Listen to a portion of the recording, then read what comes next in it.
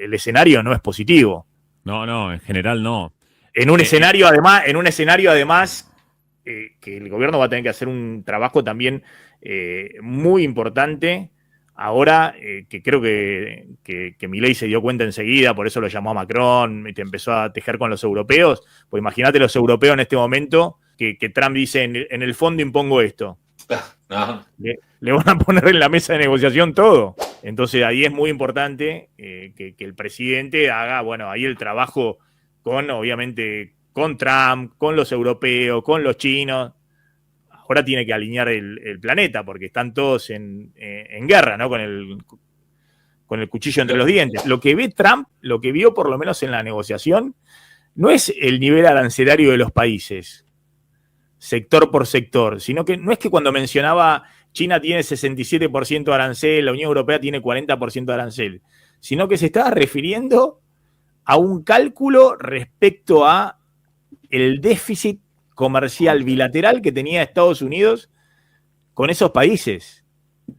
Entonces, tiene una visión mercantilista, quiere sustituir importaciones. Es decir, él quiere negociar para o imponer aranceles que los otros países o bajen sus aranceles, pero lo que quieren, ese es un medio, lo que quieren en el fin último es dar vuelta a la balanza comercial de los Estados Unidos. Es decir, quiere sustituir, quiere que lo que se produce en México, lo que se produce, no sé, que Nike produciendo en el sudeste asiático, vuelva a producir en Estados Unidos. Es decir, quiere volver al proceso de sustitución de importaciones. Eso es lo que quiere. ¿Se entiende? Porque que otros países bajen los aranceles, no es que te asegura eso, que Estados Unidos va a tener una balanza superavitaria.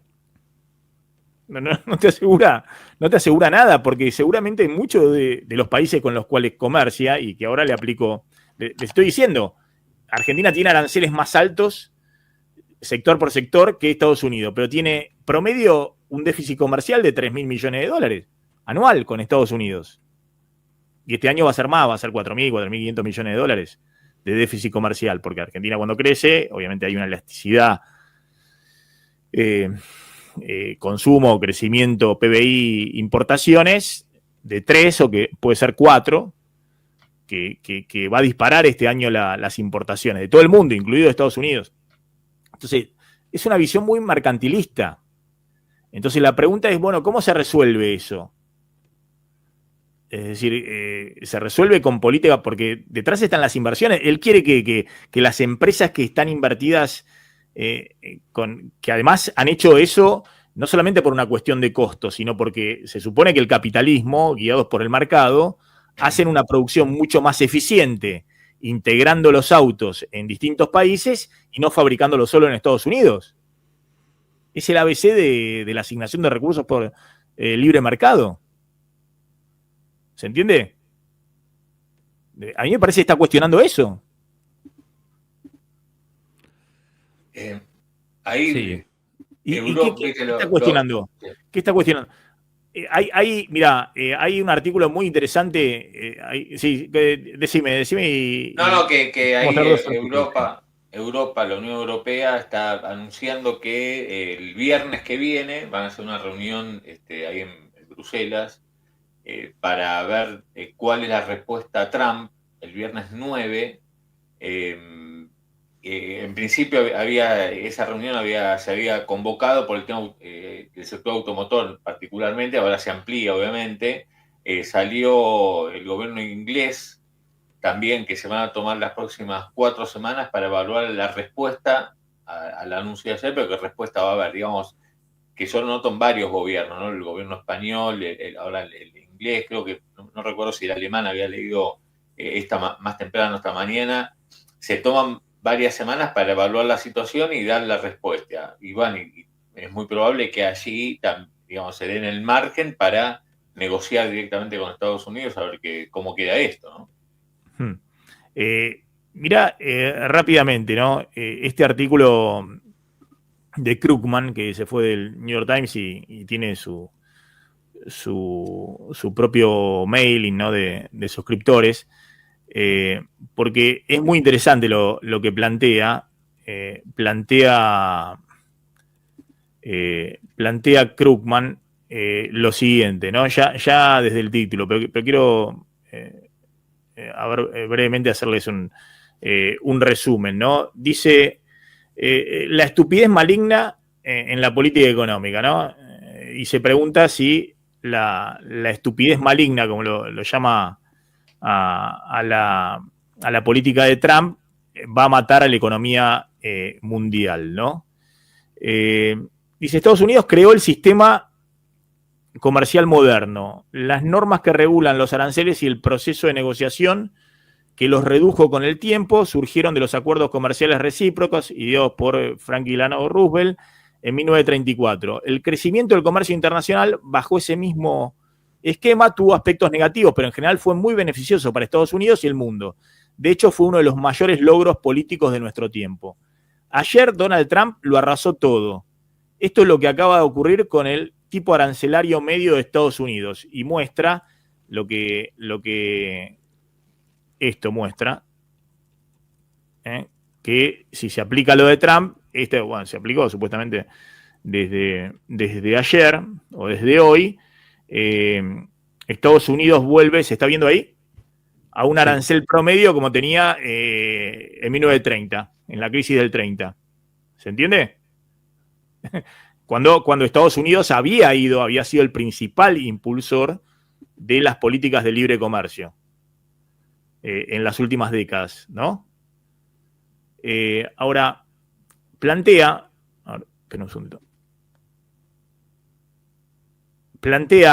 Krugman, muy interesante, respecto a cómo se toman estas decisiones, ¿no?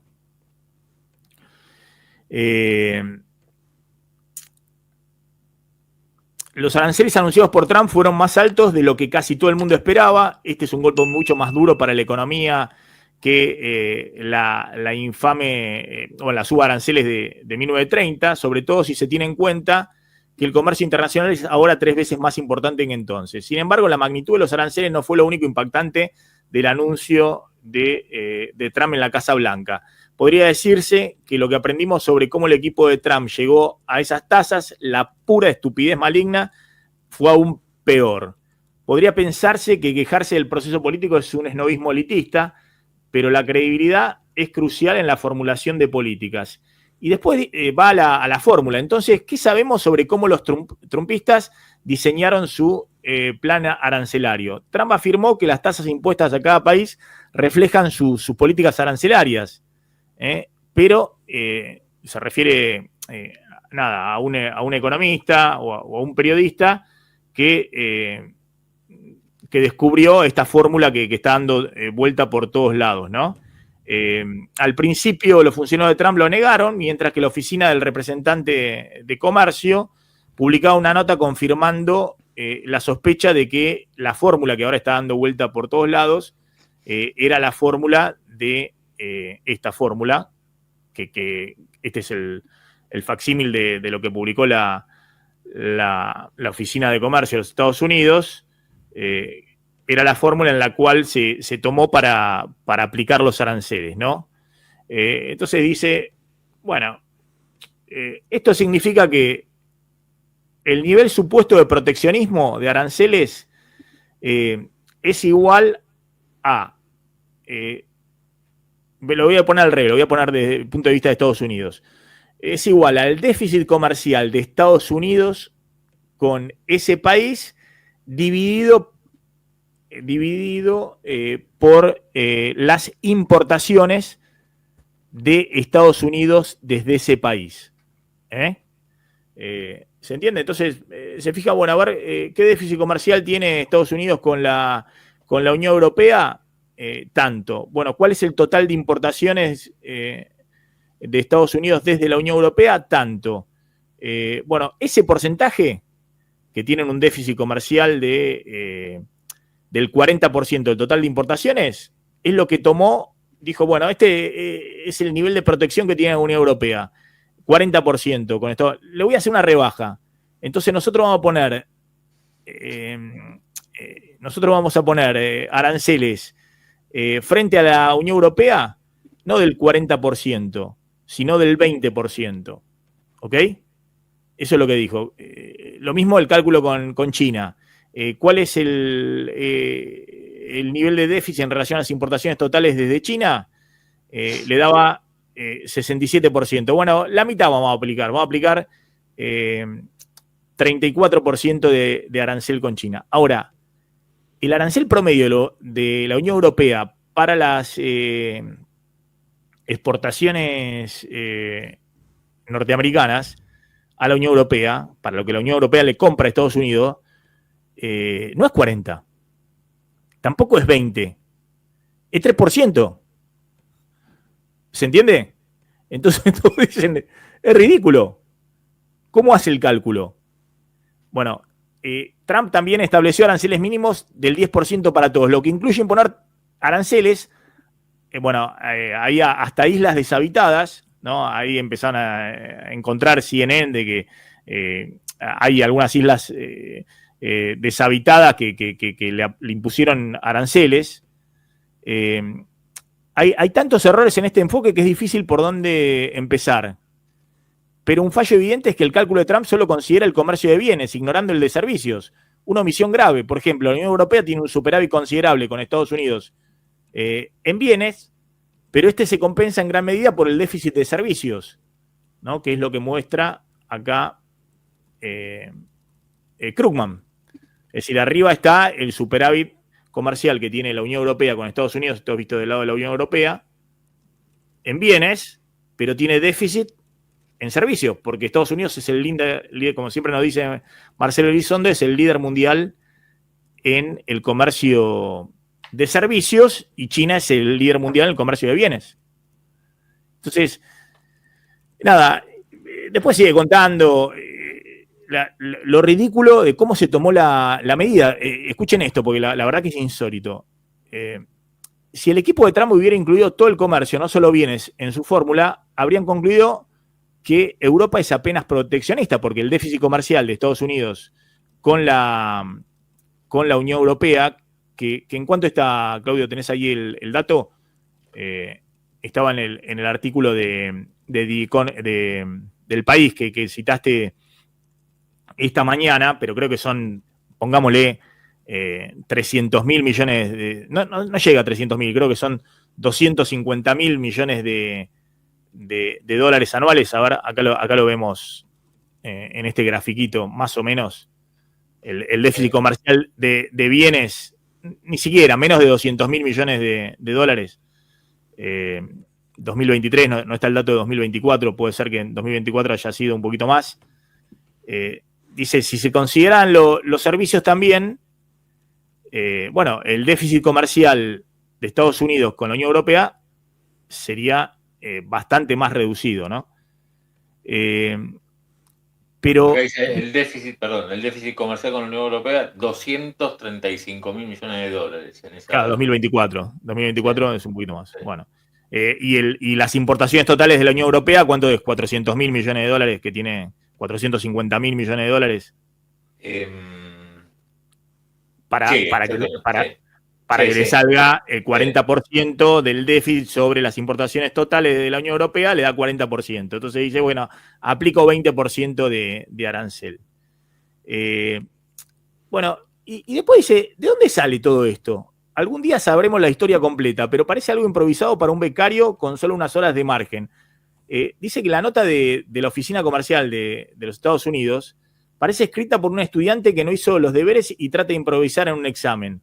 Pero quizás sea peor, dice, la fórmula de Trump es aparentemente lo que obtienes si le pides a ChatGPT que diseñes una política arancelaria. Si le preguntás a un modelo de inteligencia artificial cómo calcular aranceles justos, es probable que proponga algo así, una regla arbitraria basada en déficits bilaterales.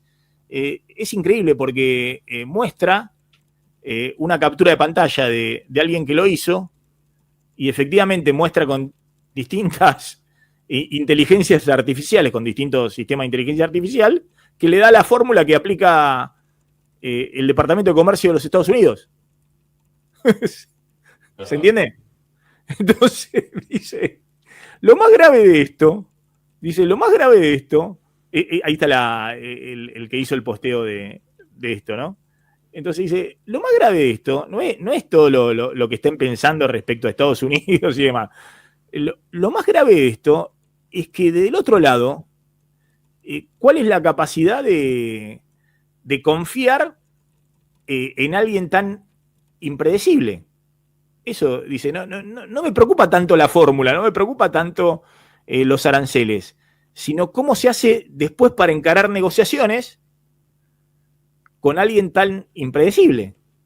Digamos, que no solamente estás involucrando del otro lado un listado, no sé, de cuántos países relevantes, debe haber, no sé, 40 países relevantes que obviamente están todos llamando ministros a ministros, a Trump y demás, sino miles y miles de empresas multinacionales, grandes, medianas, imagínense las empresas más pequeñas. Entonces, bueno, nada, es un nuevo mundo. La verdad que es muy interesante, es un nuevo mundo. El mundo de las fake news también. Sí, porque la verdad que... y una cosa totalmente aparte, los países latinoamericanos están subiendo las acciones y el dólar se está desmoronando en los países latinoamericanos. El dólar se está desmoronando a nivel mundial, cae casi 2% el índice dólar y uno pensaría, bueno, entonces Argentina, país latinoamericano, todo va a bajar el dólar, van a subir las acciones. No, caen los bonos, caen las acciones y sube en el margen, sube poco, pero sube la brecha en una jornada en la cual está cayendo el dólar en todos los países latinoamericanos. Sí, pero más allá de eso, ¿no? Que está cayendo el dólar, que el dólar se está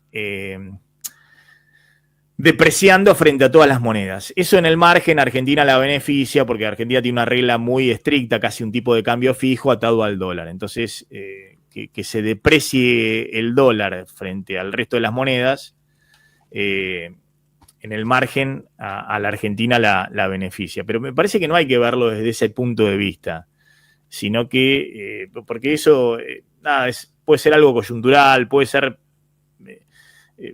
obviamente, siempre es mejor, digamos, que el dólar baje en Brasil y que no suba, es decir, que en medio de todo esto Brasil no esté depreciando su moneda, ¿no? Porque es nuestro gran socio comercial.